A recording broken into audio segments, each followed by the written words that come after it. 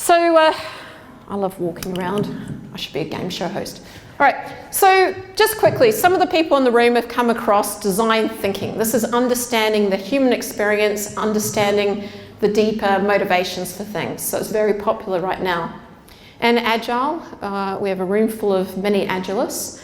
We have this idea we're gonna, build the thing right. So where design thinking is, are we building the right thing? Agile's about build it right, build it fast, get it out there, validate your ideas quickly.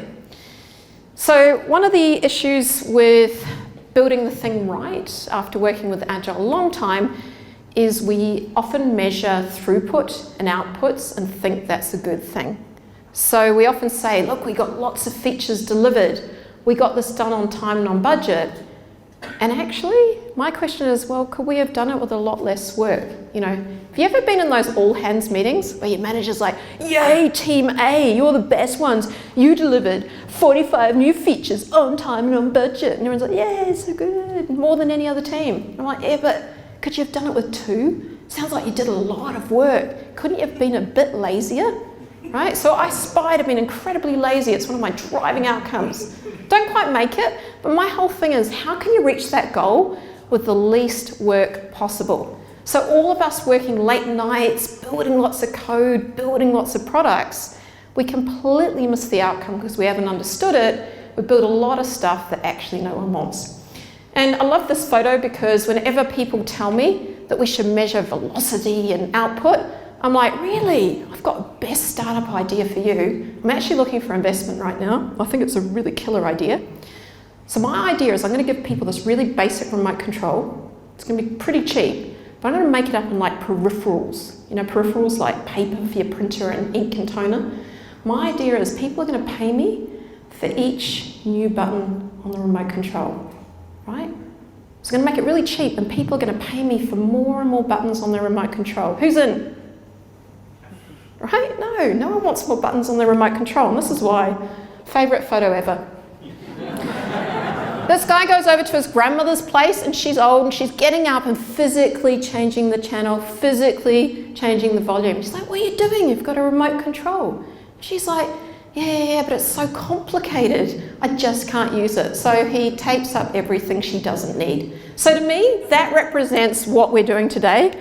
These are the products we build with lots of features, and actually you need to remove the inessential so the essential can speak. I hate complicated products. I actually like this in my hand, right? There's a button that says go forward, one that says go back, and another one does fancy stuff that I don't really use much, right? That's very good design. It's very, very simple design. So we need this idea of balance. So simplistically, I'm using, because we're agile here in design thinking, but this could be our strategic intent, the big things we want to and things that we need to deliver. And the idea is that we need to balance these sides because you want to do just enough discovery, come up with different options and validate them rapidly, and as you go, check, are you on the right path? Are you delivering outcomes that actually matter? So how do we generate these right outcomes? That's a great picture, isn't it? The back's all gone. Imagine there's a big loop that looks nice. I don't know why it suddenly got blown out, but imagine. So the Mobius loop takes you through some key areas. We always ask why. What's that problem to solve? And usually we start with the wrong thing. Just assume that's the case. I want a new CRM, I want a new app, but why do you need it? Right? Don't jump to solutions, jump to discovery. Once we understand our customers, and that means often going out into the field, observing them, seeing what really happens when they go to your product, your website, they try to buy something. What's in their way? What are the pain points, obstacles, and problems?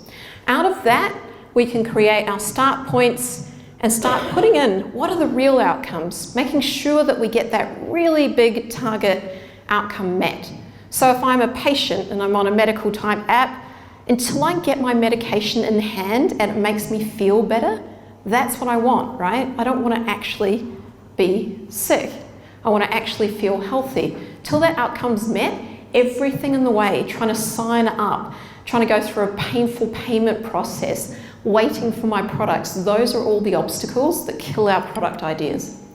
Then under options, Always look for, we have a million ideas, but which ones are going to get us closer to the outcome? And a big question here is, how do we know? How do we know which are the right outcomes? What do you think the answer would be? Market research. We don't. Measure them? Yeah, we have no idea. We're completely clueless. So what it means, we have great ideas, but just say, we can use the word hypothesis because it sounds intelligent, but they're really guesses, right? We have big to-do lists, backlogs. They're a giant list of guesses, stuff that we think might help, but we don't really know. And what we want to do is actually validate them very rapidly. We have a good idea, we test it out immediately. Do people really want it? Does it work? Does it meet their needs? And we completely go around these loops, and we always want to measure and learn what's going on. So to help you with this, I'm big on visual management. I find people need, it's an interesting mix. They need structure and they need freedom, right? So what we've found a lot in what's happening at the moment, especially in the Agile world, there are so many new frameworks, so many tools out there. It's actually quite overwhelming. For something that was sold to us as being a very simple approach, it's gotten so complicated. So with that complication, what we want to do is actually find a way to navigate our way through it. And that's what Mobius was designed to do. So it's a very simple journey.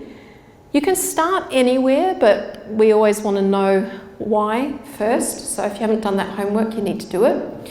And you want to structure your own model. Our context is very different. I'm not a big believer in one tool will solve all your problems. Instead, we want to find the ones that work for us. And our context changes. Even in one organization, I will build very different Mobius loops. So the same structure, find out why, but we bring in many different tools. We've made this an open model, so all the stuff you can get for free. Tim over there at Red Hat, they're big users of this for all their innovation labs. So if you want to have a chat to Tim later. And we have this discovery map, which helps you fill in, make this big visual posters, same with our options. How are we going to sort of test out our ideas?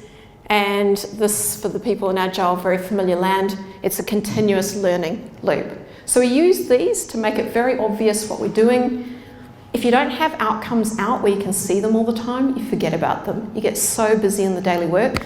I was complaining to someone recently, oh, I've got so much stuff to do. And they went, well, have you used Mobius? And I went, oh, yeah, maybe I should. And as soon as I did, it was really clarifying because every time I started redesigning cards, and my coaches over there think it's hilarious because they're always like, why aren't your cards up on Amazon? And I have many excuses, but when I have the outcomes, it focuses me, right? We all get very scattered by life, and it's a really forcing function to make us focus. The one you've just used now, this is great for the customer, and we have ones for the organisation. And the cards, you can see how we use those. They're very familiar models, but we take a lot of these, we stitch them together to help people lay out these areas in the 3 different maps. Okay. So you can see some smiling faces. I think Bella, are you in that picture? No. But Google, you're using it for some cloud stuff. I know you're using it a big telco, Renee. And we're even using it for some really interesting areas. I've found it such a common pattern. Once you see Mobius, you're like, yeah, we all do that, right? Don't we all have to understand the problem? And it turns out that this can be used for anything. I have a friend who used it to hack his life. He was trying to decide on a new career versus semi-retiring, doing a startup, and he Mobiused it. It was really cool to see him work through all of his personal outcomes, from salary, holidays, de-stressing, how he could use that to choose, and doing multiple loops. We have Guy Kubert who's using it in Pakistan and Yemen. Like, we're actually in a war zone with Mobius, which I think is kind of cool. And what he's doing is helping people with little street sellers with their own businesses. And again, we follow a simple pattern. We all want to have these outcomes met. For them, it's security, not being pulled into terrorism, getting their kids educated. And we go through, what are all the obstacles in their way? How can we make their businesses more successful? So again, a very simple pattern, but I love simplicity. I think the simpler you can make it, then you lay things on top. I always think of that when you look at products like, I used to work at Yahoo, and when Google came out, Google search, everyone went, but it's so basic. You know, we have so many options on the front page. Yeah, exactly. So, so I love that idea. You start simple and you have more complexity under the layers, but don't expose it. Keep the simple out there. Use this to build your own models. So we have a lot more stuff, but I think that's probably enough to get your mind going. But do people have some questions or things they want to share? We have one over here. I'll get this one.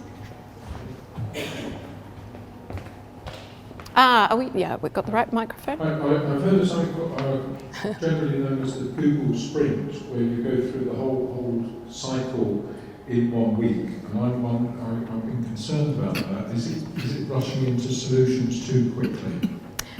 So I'm going to, do you want to answer that one, Bella?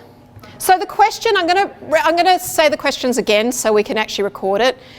So the question, and tell me if I understand it properly, was I've seen things like the Google Design Sprint, and is that rushing into solutions too quickly? And Bella? Is that working? No. I think use the other one. Both. Oh, I see both. Oh, right. That's not weird. Stereo? What I'm going to say is so important that I need 2 mics to say it. 3 mics to say. Okay. So the idea of the design sprint is that it's giving you a structured way to go through some of those design thinking processes. And actually there are some versions of that are only 2-3 days long. Sometimes you need to take much longer, but you're not actually trying to deliver your full product. You're trying to go through those earlier phases of design thinking, of understanding the problem, framing it, really understanding the why, and then coming up with some options, evaluating them as a group, and then prototyping them. Then you have a decision point at the end of the sprint. Is this something that we're ready to build? Have we learned enough from these tests that you do on that last day? Or do we need to go back to this loop and go around again? So you're really just in this phase, and you can keep going around that till you're confident that it's the right thing to start investing in building. Does that help? Yeah. So sometimes we lay Google Design Sprints on this, and as Bella said, it's like a quick one around, and you're going to do multiple. So sometimes we're doing multiple loops over here, we're doing multiple loops here, and it's really like a race car track where you'll get some cars on the right loop, some on the left loop. So it's this constant balancing out of doing more research while you're doing some validation, running experiments, and delivering. But good question. We have another one down the back. I'm not sure whether this mic is for hearing, but I think we need the stereo mics, or I can reiterate it as well. This one works. Gabby has the hovering mic. I guess also Google related. How do you connect this kind of technique with OKRs? Good question. How do we connect this technique with OKRs? So OKRs, well, they can hear me. I yell. You can hear me, right? And if you can't, too bad because you didn't hear me. Okay. So with OKRs, what we often think of OKRs as one way to write the outcomes. So we start with an objective, we have some key results. In Mobius, because this is pretty old, we've been doing this for a long time, we often have the idea of a primary outcome, the one thing that matters that we do not sub-optimize. So for example, if I'm an e-commerce site, getting someone to successfully be able to hold their product in the hand is the primary thing. What we don't want to do is perhaps have another outcome to drive up revenue, make our products so expensive that it rightly drives down that primary outcome. So that's the one metric that matters. Underneath it, we have the idea of supporting outcomes, things that help them achieve that goal. So if we want to learn, there can be many things we believe would help learning, and until we try them out, we won't know for sure. So OKRs, great stuff. It's good to see it there.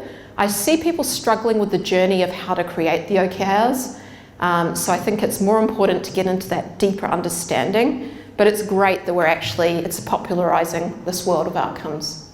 Does that answer it enough? Yeah. I mean, we've got lots of templates and ways to use it, so we can show you that. Where can we get all that free stuff? Where can you get all that free stuff? What a good question, yeah.